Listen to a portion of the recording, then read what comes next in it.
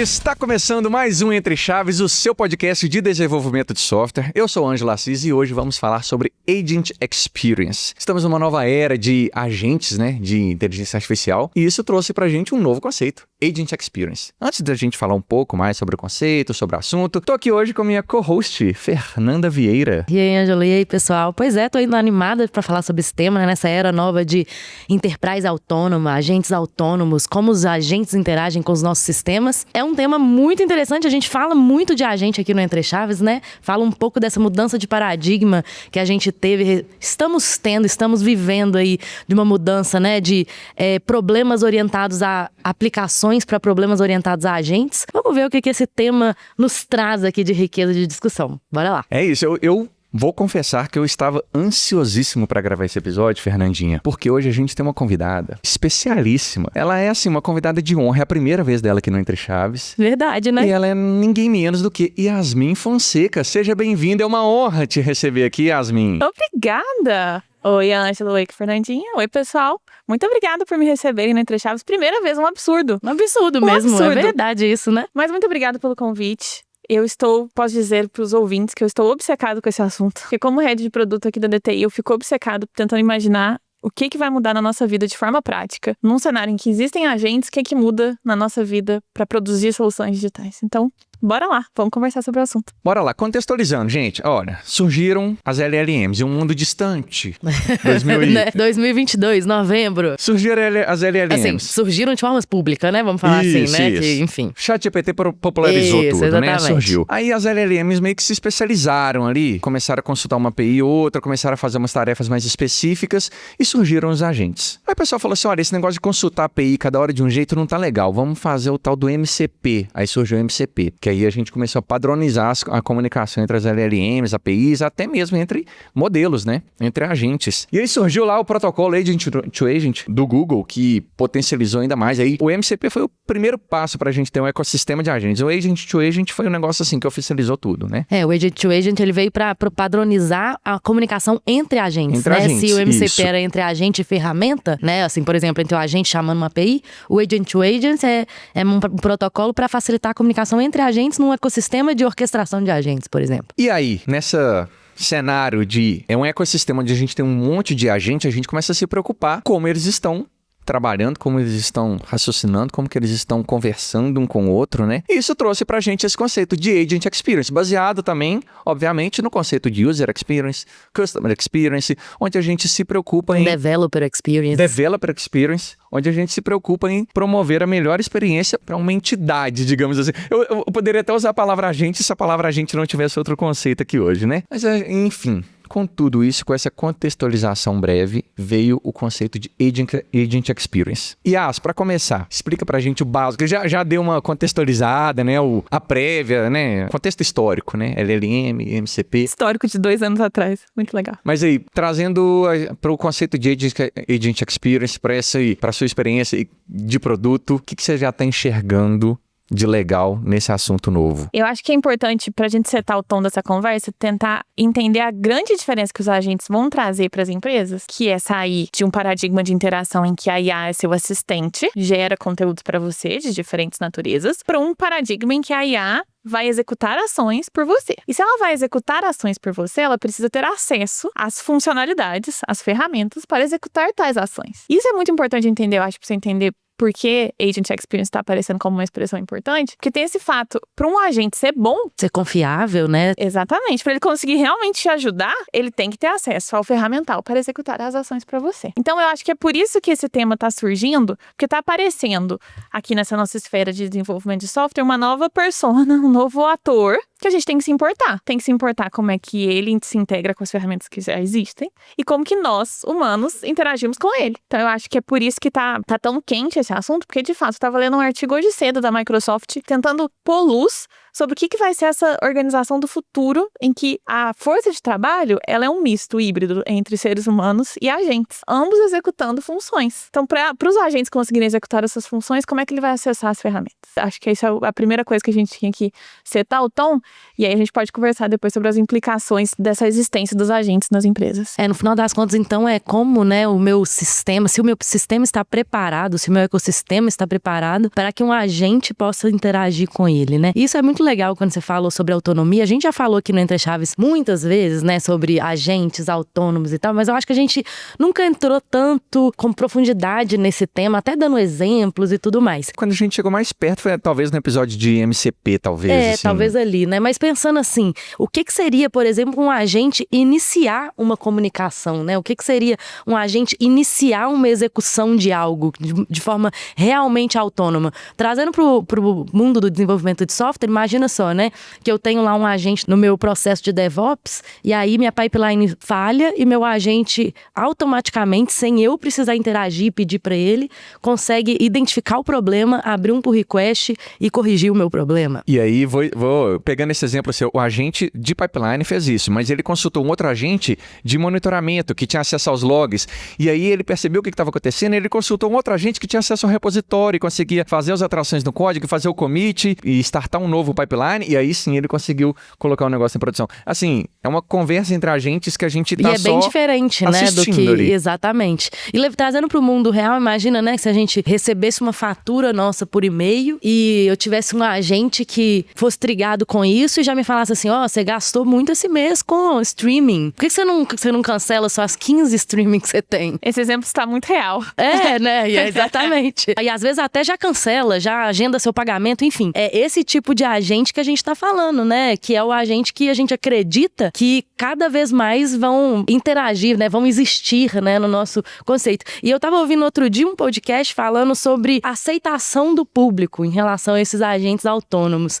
Isso é muito legal, porque tem o público que é super engajado, que eu imagino como nós aqui, né? Somos super engajados, que é tipo assim, nossa, eu quero muito ver isso acontecendo, eu quero muito, né, tá ali ter um agente fazendo isso pra mim. Tem os cautelosos que vão falar assim, cara, mas imagina se esse agente faz um negócio que, sei lá, paga um negócio em produção, paga uma fatura que eu não quero pagar, né? Ou imagina como vai ser a auditoria desse negócio daqui pra frente. Meu Deus, os cautelosos. E tem aqueles que acham que isso é muito invasivo também, né? Que é tipo, poxa, eu não quero que o agente faça coisa pra mim, não. Eu não quero que ele automaticamente inicie coisas, sei lá, vai começar a ter um tanto de spam aí, igual propaganda de agentes executando coisas que eu nem quero. Enfim, só trouxe esses exemplos aqui, porque eu acho que a gente nunca falou com profundidade sobre esses agentes autônomos e como seria, né, esses agentes, assim, alguns exemplos de como eles seriam, tanto no nosso dia a dia quanto no nosso mundo de desenvolvimento. Você citou que esse exemplo estava muito real, você quer citar outros exemplos, Yas, aí que você... Você tem muitos streams? Tava conversando com o nosso time de produto e design essa semana, e a gente tava dando um passo no futuro, tentando visualizar um cenário assim, um que é simples, né, que todo mundo vai se reconhecer. Imagina que eu não tenho mais que eu reservar minhas passagens aéreas ou a minha viagem. Meu agente faz isso pra mim. Então eu tenho um agente, conhece minha personalidade, meus desejos, sabe que eu gosto de cachoeira. Sabe seu orçamento. Sabe meu orçamento, sabe que eu gasto muito com streaming. Então sabe tudo sobre mim e ele vai reservar minha viagem. Isso pensando do ponto de vista meu, usuário, ser humano como experiência, é uma coisa que a gente tem que discutir aqui nesse podcast, como que é essa experiência de relação com a gente, né? Mas a outra coisa que é muito importante, pensa só a mudança. O meu agente vai ter que conseguir acessar o site da Gol, da Azul, da Latam. Não só acessar e, igual que a gente já tem hoje o web scraper de ver a informação que tá no site, não, mas ele vai ter que entrar, autenticar, olhar o preço da passagem, comprar por mim, colocar meu cartão. Ou seja, essas plataformas que eu citei aqui, o site da Azul, o site da Latam, e aí só usando companhias aéreas de exemplo, vão ter que estar preparados, vão ter que se ajustar para esse cenário em que agentes vão interagir com elas. Não é mais eu, ser humano. Então olha como muda o paradigma de você pensar uma aplicação desse jeito. Porque a gente pensa a aplicação hoje para um ser humano usar. Então tem interface, tem botões, tem formulários, tem passo a passo. É um ser humano interagindo. Como que é construir uma solução, uma aplicação para um agente usar. E o que muda tecnicamente. Então, eu acho que é esse tipo de mudança que é legal da gente pensar, porque muda a nossa profissão, nossa, aqui de nós três, e também imagino de muitos dos ouvintes, mas também muda a estratégia de produto de várias empresas. E aí eu acho que por isso que foi importante aquele contexto histórico que eu falei, que você citou aí, beleza, o meu agente vai ter que consultar o site ali. E talvez alguém pense assim, beleza, só um MCPzinho aqui resolve isso. Mas como você falou, é mais do que isso, sabe? Ele não é só um get que você retorna uma lista com os horários disponíveis e os preços das passagens. Não, é um agente que tem a capacidade de entender o seu contexto, de tentar negociar. Afinal de contas, isso já é possível também no site das companhias aéreas. Você pode tentar negociar, você pode tentar... Dado que eu conheço o contexto, eu já penso assim, cara, a Yasmin, ela leva muita mala. Então, se eu for por essa companhia, eu vou colocar uma bagagem extra, sabe? Vai muito além disso, né? Então, o MCP, acho que foi o primeiro passo importante, mas a gente tá falando aqui de agentes conversando com agentes, fazendo um monte de coisa por trás que a gente, às vezes, nem imagina o que tá acontecendo. Então, imagina assim, né? Se a gente imagina essas empresas que têm um software como o principal modelo de negócio, o SaaS, olha o tanto que isso muda para essas empresas. Daí só um exemplo, né? A gente pode discutir outros modelos de negócio, mas essa empresa agora, hoje ela, por exemplo, vende licença por usuário. Hoje ela pensa a plataforma dela para uma empresa que vai ter seus funcionários, vão lá logar e usar. Ela vai ter que talvez repensar o modelo de negócio da plataforma e ela vai vender, na verdade, requisição para agentes. Na verdade, não são usuários que usam, são milhares e milhares de agentes feitos por entidades, por pessoas, feitos por outras empresas. Pode ser que mude completamente o modelo de negócio do SaaS. A licença vai ser um limite de tokens ali, sabe? Um limite de utilização. Então, assim, muda bastante. E eu acho isso muito legal, né, quando eu comecei a ler um pouco mais desse tema, porque, de fato, assim, a gente sempre pensou em software, em desenvolvimento de software, com um viés, né? Que é igual vocês falaram, é uma tela que eu vou resolver, não sei o quê. E agora a gente tá falando de agente, tá continuando falando de agentes, mas a gente ainda tá desenvolvendo softwares com telas. Então, assim, tem até uma frase lá acho que foi no artigo da Salesforce, falando sobre esse tema, que fala, né? Os agentes de IA estão interrompendo décadas de investimento em interfaces gráficas de usuário. Então, eu acho que é realmente uma mudança mesmo de paradigma do jeito que a gente faz software. Mas isso é tão importante porque eu acho que a gente, às vezes, desvincula o que a gente tá discutindo como importância, como o jeito, né, o futuro, com o que a gente tá fazendo agora. E o que a gente tá fazendo agora, a gente já tem que estar com isso na cabeça. Por mais que, às vezes, não exista um agente, de fato, que está interagindo com o meu software atual, eu deveria estar pensando em experiência do agente, porque se todas as previsões e tudo se confirmar, e a gente acredita que vai se confirmar, daqui a pouco vai ter um agente interagindo com o meu software. E é daqui a pouco mesmo, né? Eu tenho que agora preparar o meu software para ter agentes como personas também, né? Exatamente. E a UX sempre foi fundamental para o desenvolvimento de um produto. E aí, o Agent Experience agora, então, você enxerga como um concorrente, ou ele complementa, um substitui o outro, ou os dois trabalham juntos? Como que você enxerga essa transformação? É um bom ponto, realmente. Pelo que eu ando lendo, visualizando esse futuro, para mim, UX não morre. Deixar, primeira coisa, informação importante, né? Não teremos um clickbait. Até porque o humano ainda tá na equação. Não tiramos o humano da equação. E o UX é User Experience, o ser humano. Então, ainda estamos na equação, ainda haverá User Experience. Mas eu acho que uma má Agent Experience pode levar a uma má User Experience. O que eu quero dizer com isso? Imagina esse exemplo lá da agência aérea de novo. Se o meu agente não conseguir acessar todas as possíveis companhias aéreas e acessar todas as ferramentas que ele precisa para reservar minha viagem do jeito que eu tô querendo, eu vou ser impactado por essa experiência quebrada do meu agente. Então, se os softwares, as ferramentas não começarem a pensar no agente como uma possível persona, isso vai afetar a experiência dos usuários que utilizam os agentes. Esse é um aspecto da coisa. A outra coisa e essa é legal, super legal de pensar, ainda acho que a gente ainda tem de repente, alguns anos, ou talvez nem tanto, um ano, talvez, não sei, para isso acontecer, é que qual é o trabalho dos designers, principalmente dos designers de experiência, no cenário em que não existe interface, que na verdade eu converso com agentes. E aí a gente pode, talvez, um primeiro pensamento vão ser interfaces conversacionais. É isso que muda. De interfaces de cliques e páginas, interfaces conversacionais. Mas eu acho que é mais que isso. E você falou, Fernandinha. O agente adiciona um problema, adiciona uma complexidade extra na experiência do ponto de vista do humano, que é como é que eu entendo o que o agente está fazendo, como é que eu supervisiono o que ele está fazendo, como é que eu entendo os parâmetros dele, como é que ele me valida coisas comigo, como que ele me pede aprovações. Eu estou adicionando novas formas de interação, que são formas de interação que a gente hoje não são padrão nos softwares que a gente faz. Então, acho que vai vir uma nova era de UX com novas heurísticas, assim, novas coisas a se preocuparem. Então, eu acho que UX firme e forte, mas agora amplamente impactado pela experiência dos agentes e pela interação humana-agente. Mas então, né, quando você fala que o UX firme e forte, né, vai continuar, mas talvez de um jeito um pouco diferente, igual você falou, né, assim, porque, claro, eu não sei se os sistemas, os softwares vão parar de ter tela, mas me parece que, assim, a experiência de utilização de um agente talvez vai ser mais importante, eu pensar o problema de uma forma diferente mesmo, em vez de eu pensar, né, quase como se fosse assim, como que a gente tradicionalmente pensa em resolver um problema? Eu preciso, sei lá, de ter visibilidade de como que tá o custo desse meu negócio. Aí eu vou lá e minha primeira solução seria, vou criar um dashboard aqui, uns relatórios, uns gráficos, te mostrar, no máximo, dar algumas dicas lá, alguns insights. É bem diferente mesmo de falar assim, não, agora vai ter um agente que vai te falar exatamente isso tudo. Eu não vou mais criar dashboard, não vou mais ter gráfico. Então, o que você vê assim? Você vê que as telas meio que vão morrer e que a experiência do agente vai se tornar mais importante?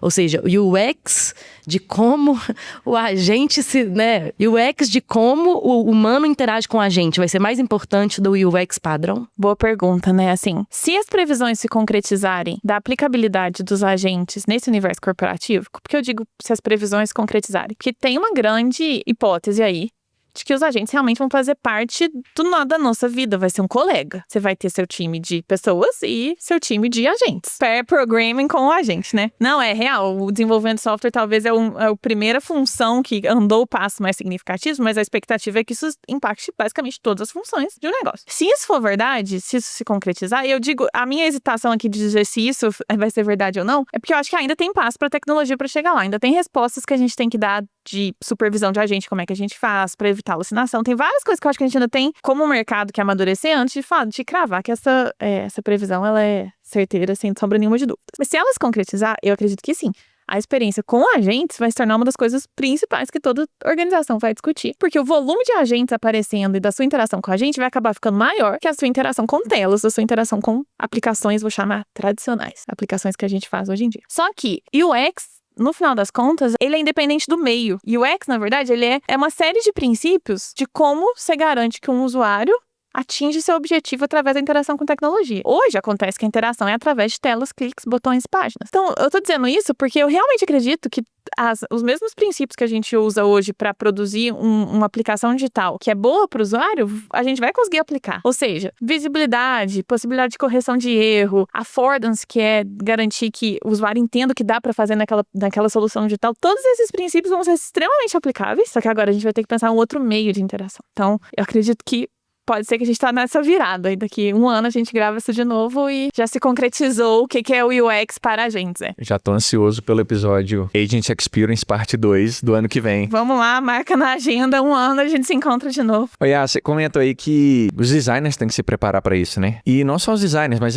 as empresas. Você comentou aí talvez mude completamente a forma de comercialização de modelo SaaS. A Fernandinha tava dissertando um pouco sobre isso aqui também. Então, as empresas elas têm que se preparar muito para isso, né? Porque o exemplo que você deu, vamos supor que uma empresa fictícia aí de companhia aérea, sei lá, ela não cria um agente para a companhia, para o site dela. As outras criam. O agente de organização de viagem vai consultar nos que existem. O que não tem, vai ficar para trás. O pessoal só vai conseguir comprar uma passagem do modo antigo, aquele modo tosco, sabe? Que você entra no site, compra, bota o número do seu cartão. Olha que coisa mais antiga. Nossa, que coisa mais 2024. Então as empresas têm que se preparar e começar a já refletir sobre como eu vou estruturar esse agente.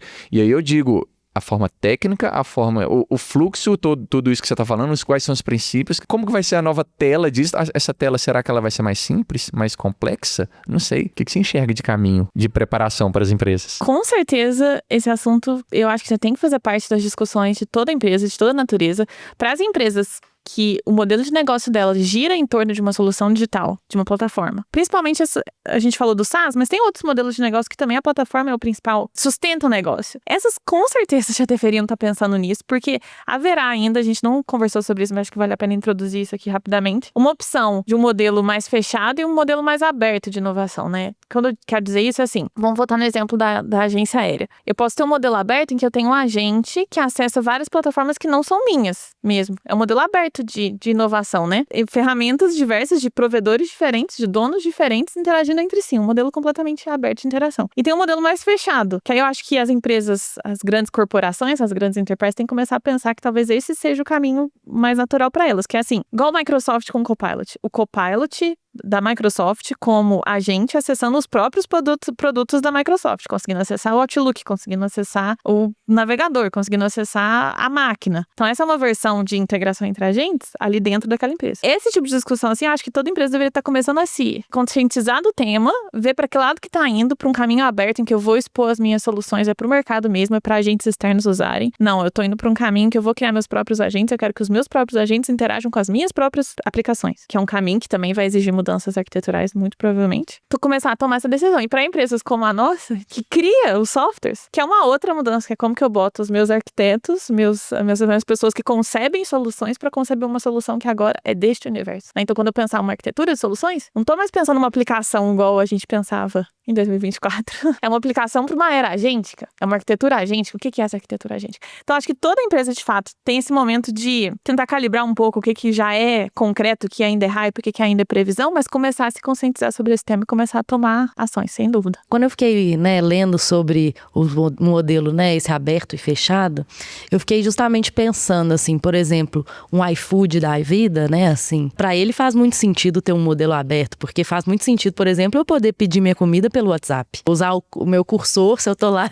programando, falar assim, não, tô com fome, eu quero aproveita e já pede um hambúrguer. Aqui, corrige o bug pra mim e pede um hambúrguer. Enquanto ele vai corrigindo, pede um cheeseburger. Mas isso aí é maravilhoso, isso aí pra ele vai potencializar acesso. Exatamente, pra ele é muito bom. Mas pra uma empresa corporativa, sei lá, vamos dar um exemplo de uma Vale da vida, que tem muitas aplicações internas, corporativas e tal, pra ela talvez não faça sentido, Faça sentido talvez uma coisa bem mais fechada, que são os próprios agentes dela interagindo com as suas próprias aplicações. Mas isso, que você falou sobre todo mundo, de alguma forma, ter que se preparar, que eu acho que é o mais interessante. E aí, pros nossos ouvintes aqui... Eu queria puxar a sardinha pra esse lado também, dos nossos ouvintes da parte mais técnica, arquitetural. Justamente, entenderem que esse é uma nova visão mesmo. Isso não é só pro produto, pras pessoas de design, isso eu acredito que é muito também pro arquiteto, pro líder técnico, pro desenvolvedor, que agora tem que pensar uma arquitetura de software diferente, que tem que pensar, poxa, não é só eu ter lá minhas APIs, sei lá,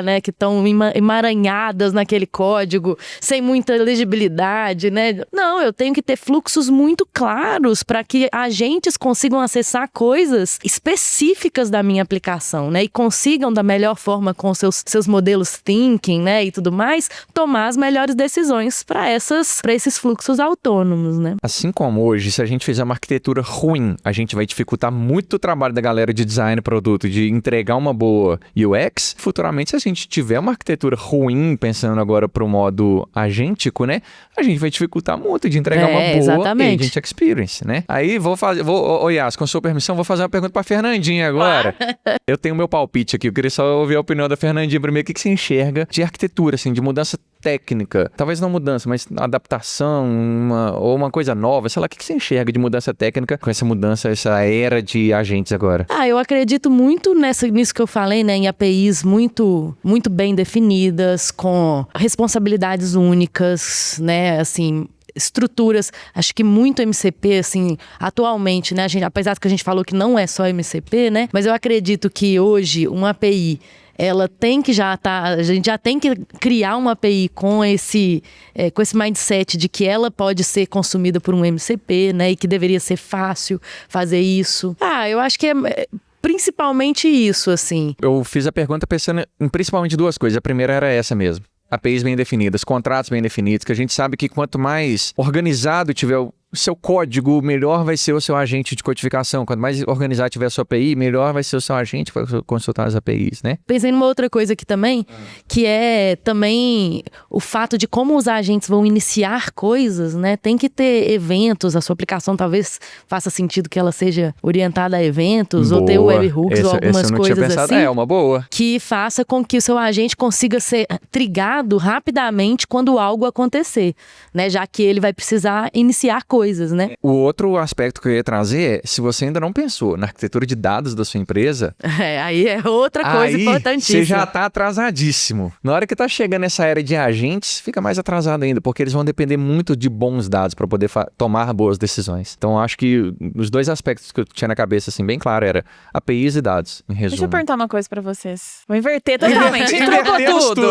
Agora isso. eu sou a host. É isso. Não é porque no auge aqui da minha pouca expertise técnica de construção de aplicações, que eu fico lá do outro lado, né? Me parece que uma coisa que deve mudar muito é a observabilidade das soluções, porque eu fico imaginando assim... Você citou isso aí já um pouco, né? Em alguma fala eu aí no pensei início. muito do ponto de vista do humano. Como que o humano vai conseguir entender o que aquele agente está fazendo, né? Como que o agente vai se explicar para o humano, vou falar assim. Mas eu fico pensando também do ponto de vista de uma empresa, de uma corporação, tentando olhar todo o seu parque tecnológico, todas as suas aplicações. E agora são vários agentes executando coisas. Eu preciso ter muita clareza qual agente executou tal ação, né? Trigou o quê? Quais sistemas? Eu acho que deve mudar, eu imagino, na minha cabeça também, essa estratégia nas empresas, né? Tanto de observabilidade, né, monitoramento ali, quanto, né, enquanto você ficou falando, com certeza tem uma capacidade aí de segurança também que aumenta, que é um outro jeito de pensar, né? Porque quando eu crio uma API, né, normalmente eu tenho um contrato e eu tenho muito claro o que vai vir, como eu vou ativar aquela API, né? Mas dado que agentes vão de alguma forma conseguir interagir, talvez de uma forma diferente com o que eu estava esperando na minha interface, eu tenho que ter outras coisas, talvez até de segurança também, para adicionar. Mas com certeza observabilidade e segurança são outros dois critérios aí importantes que eu acho que são importantes para os desenvolvedores, para as empresas pensarem para essa arquitetura agêntica aí, né? Vamos colocar agent ready. E acompanhando, assim, as últimas notícias das empresas de observabilidade, a gente viu que já existem empresas de observabilidade focadas nisso, focadas em observabilidade, preocupadas com isso. Inclusive, a gente gravou o episódio do Datadog e a gente falou muito sobre isso. Todo negócio vai acabar sofrendo algum impacto, tem que entender qual que é o impacto. Nesse caso, você deu um exemplo de uma empresa que já presta um serviço, já tem uma plataforma para um serviço de desenvolvimento de software, de alguma forma vai ter que se adaptar para uma era, gente, que eu realmente acho que deveriam estar todos... Talvez eu esteja levemente obcecada. Talvez, potencialmente. Mas de forma resumida, né, assim, você falou assim, o que então o sistema, quais são as coisas que o sistema deveria ter, né, para ser mais amigável para agentes? A gente falou sobre várias coisas aqui, mas com certeza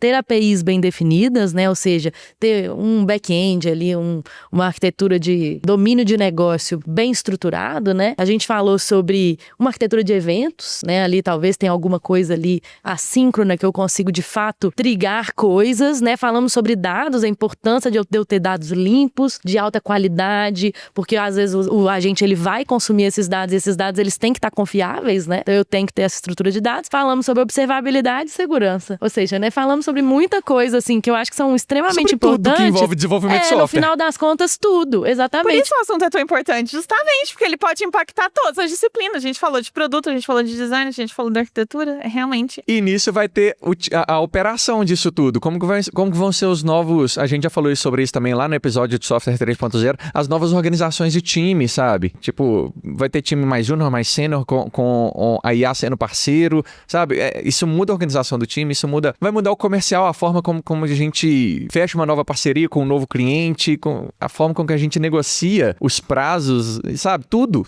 E falando nisso de mudança de time, eu fiquei até com uma dúvida aqui, queria a sua opinião, Yas. Você acha que essa interação, É porque hoje, né, quando a gente fala de UX e desenvolvimento de software e arquitetura de software, e precisa haver uma sinergia muito grande, né, entre o designer, entre o PO e o arquiteto de software, né? E o desenvolvedor, enfim. E é importante que os pilares ali do desenvolvimento de software, da criação de produtos digitais, estejam numa mesma sintonia para que a gente consiga criar um bom produto. E você acha que com experiências do agente e toda essa mudança de paradigma que a gente está falando aqui, isso muda? Muda o time? Muda a interação entre as pessoas, entre as personas? Mudam os papéis? é isso. O que muda? O que eu vejo hoje, o que eu acredito nesse momento, é que vai dar uma borrada na divisão de papéis. O que eu quero dizer com isso é que hoje eu acho que acabou entrando num modelo bem definidinho de papéis e de um handoff dos papéis de um pro outro, assim, bem, que acaba criando uns... Se o time não conseguiu criar harmonia, acaba sendo até um pouco de silo dentro do próprio time. A gente luta muito até contra silos dentro do próprio time, fazer o time realmente trabalhar como um todo, mas acaba que as funções são meio, realmente bem separadinhas, uma fazendo um handoff pra outra. Eu acho que essa nova lógica de como se pensar em soluções e código começando a existir no upstream, sabe, assim, vai dar uma borrada. Eu ainda vou ter as disciplinas em si, mas eu acho que o time, eu fico imaginando que pode ser um time até mais fazendo junto. A gente leu um time aqui na DT, a gente leu um artigo recente da Microsoft, acho que é até uma recomendação para vocês discutirem ele na Entre Chaves, pode ser bem interessante. O que eles propõem nesse artigo é que muitas funções que hoje são feitas separadamente num time de software, ela vai acontecer no que eles deram o nome de mob, que é botar todo mundo na sala e fazer junto. Então imagina que loucura. Ao invés de meu PO escreveu o backlog, que o designer depois desenhou, que passou pro dev e ele codou. Essas 3 entidades, 3 pessoas sentadas na mesma sala fazendo as 3 coisas ao mesmo tempo. Tá vendo? Uma dinâmica ainda totalmente nova. Eu enxergo isso, assim, muito em breve. Eu vou te falar, assim... Nós estamos gravando agora em agosto de 2025. Aliás, agora a gente pegou a mania de datar os episódios, porque assim, as coisas estão acontecendo muito rápido. Mas eu vou ser sincero, um cenário desse, com tudo que a gente viu sobre Cursor, MCP, Figma, Lovable, essas coisas todas, eu enxergo isso esse ano. Assim, se você quiser sentar aqui agora, a gente experimentar isso, eu acho que já é possível. A gente já tem ferramenta que possibilita isso. Sim, totalmente. Agora é uma mudança mais do mindset, né? Do jeito de fazer, né? Que a gente fez de uma forma por vários anos e por muito tempo isso deu muito certo também, né? É uma mudança desse jeito de fazer, desapego talvez, né? Do jeito de fazer anterior para um novo jeito mesmo, né? Que traz vários benefícios. Vão trazer outros papéis, e outros de repente. papéis e outras habilidades, né? Eu imagino que muitos dos ouvintes aqui do Entre Chaves trabalhem com isso, né? Assim como a gente, eu acho que vocês têm... Meu conselho pra vocês é encararem isso desse jeito gostoso, assim, do tipo, olha que momento, que privilégio que a gente tá vivendo aqui em idade adulta, trabalhando e tendo a chance de ser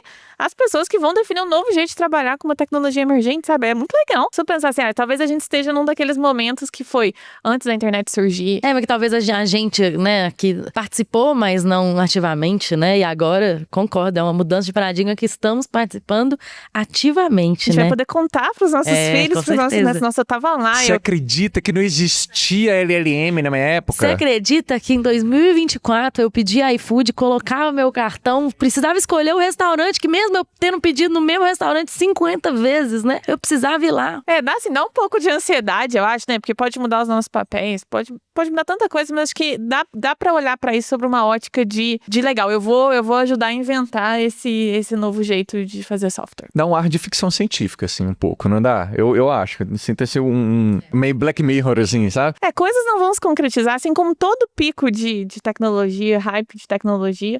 Algumas coisas, tem aquele ciclo do Gartner, né, que começa com um Gartner pico... Hype Cycle. Cycle, né? Começa com um pico da empolgação, aí você cai no vale da desilusão, e aí você chega no platô da produtividade. Que esse hype esse ciclo tenta dizer que sim, tem uma época que as expectativas estão infladas. Na prática, muitas não se concretizam e todo mundo cai na desilusão, mas se acha um jeito de realmente, agora entendi. É assim que eu uso essa nova tecnologia de um jeito realmente sustentável. Aí você atinge essa produtividade. A gente tá talvez subindo esse... Acho que a gente tá...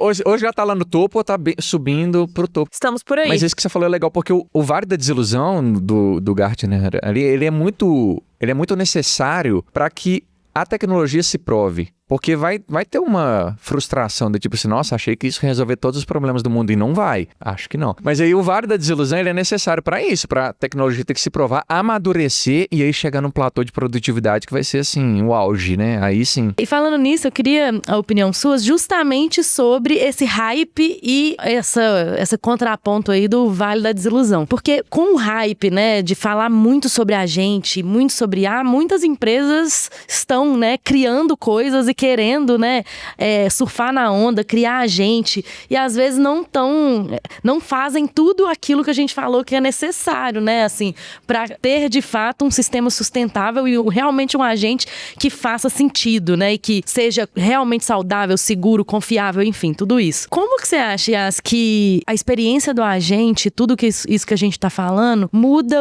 a visão do retorno sobre o investimento, assim? Como provar que esses agentes agora que estão sendo criados, eles realmente valem a pena? Esse problema que a gente tá vendo agora, ele se repete historicamente na tecnologia toda vez que tem uma hype. É batata. E a resposta é sempre a mesma. Isso que é a parte mais frustrante, porque ela é a mesma resposta desde sempre, mas que falta disciplina nas organizações para fazerem, que é, primeiro, você não pega a tecnologia para encaixar em qualquer problema, né? Opa, tem um problema, eu vou botar IA. Isso já tá errado, né? Você tem que achar o problema que combina com essa tecnologia. Então, pensa esse negócio dos agentes. Vou discutindo isso com os times da DTI, pra gente ir criando esse raciocínio. Que assim, tem processos de negócio que vão ser automatizados com a nossa automação tradicional. Automação baseada em regras. RPA, ainda existe, tá tudo bem, não morreu, não é tudo, né? que precisa de, né, agente, modelo de pensamento. Um processo todo baseado em regra, todo baseado em steps. Você vai botar um agente que raciocina, que avalia contexto. E nem vai valer a pena, provavelmente, no custo também, né? Nada, nem no trabalho, nem no custo, tem soluções mais baratas, já amplamente provadas, vão ser essas. Então, se você escolheu o problema certo, que a tecnologia realmente tem um potencial de resolver de uma forma diferente, já é a primeira coisa para você provar valor, você escolheu o problema certo. E outra coisa, acho que as empresas faltam essa disciplina de escolher esses casos de uso